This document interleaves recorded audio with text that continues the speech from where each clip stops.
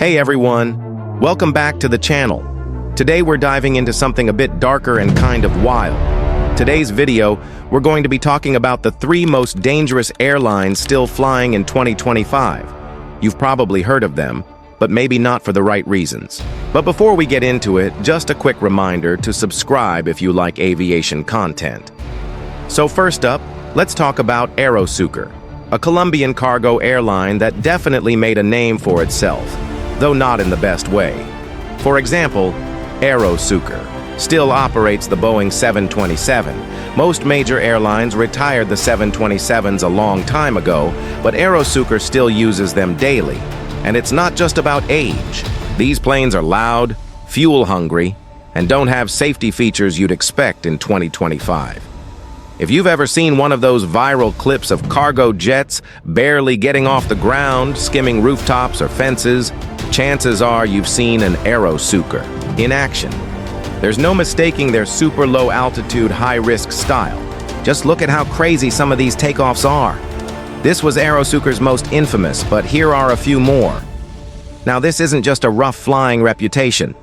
Over the years, Aerosucre has had some serious issues with overloading, poor maintenance, protocols, and even reports of letting passengers ride in the cargo holds, like literally lying down next to packages. That's not just sketchy, that's illegal. Things hit a breaking point in 2016 when Flight 157, one of their Boeing 727s, failed to take off properly and crashed just past the runway. The investigation pointed to overloading and a runway that was too short for the weight they were carrying. 5 out of the 6 crew members died, and yet the airline kept operating, same aircraft type, and didn't do anything. So yeah, Aerosucre is out there in 2025, flying old jets with a long history of bad decisions and somehow avoiding being shut down. That's why they've earned a spot on this list. Next up, Trigana Air, based in Indonesia. And yeah, they've had a rough history. They mostly fly to remote areas like Papua, where the terrain is super mountainous, the weather changes fast, and navigation isn't always reliable. It's one of the toughest places in the world to operate flights. Trigana's had over a dozen major incidents, and one of the worst was in 2015, Flight 267 crashed into a mountain, killing all 54 on board. The plane just disappeared from radar mid-flight. The EU actually banned Trigana and most Indonesian airlines from flying to Europe for years because of safety issues. And although some bans have been lifted, Trigana is still banned. So yeah, flying in tricky areas is part of it. But when you combine that with a history of crashes, Trigana's spot on this list makes sense. Last on the list, Trigana Air, based in Nepal. These guys fly tiny planes through the Himalayas, often landing at places like Lukla, which is one of the most dangerous airports in the world. The terrain is brutal.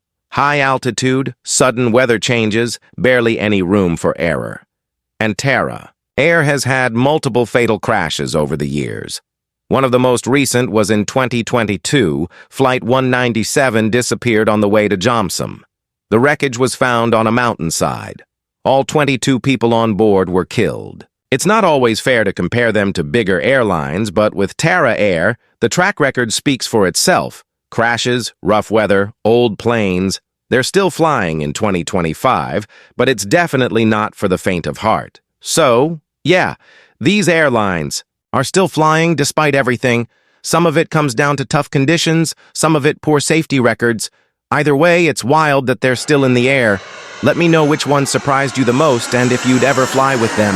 Thanks for watching, and I'll see you in the next one.